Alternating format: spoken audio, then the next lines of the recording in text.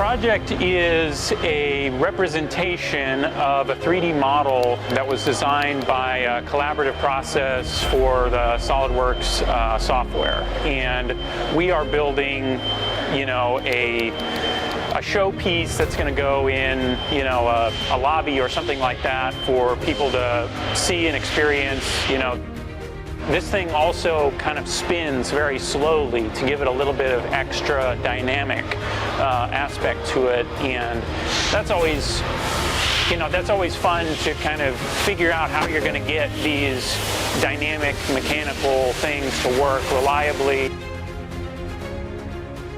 All of that three-dimensional detail was already there. We just had to add a little bit of extra detail to make it kind of survive under Earth's gravity instead of the space environment that it was intended for.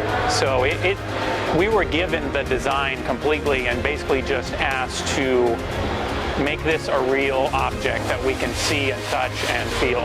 I mentioned that it was a scaled down, piece of something extremely large. So anytime you're scaling something down, you're going to have some really fine details that need to be either changed or removed through that process because they just won't survive in the smaller scale. So that was one of the challenges, but honestly wasn't too bad in this particular case. It scaled down pretty nicely. And so as you're kind of going through the model, you're kind of envisioning how this thing really could be a gigantic space station orbiting the Earth, and what some of the challenges would be with, actually making the space station. How do you get this thing in space after all?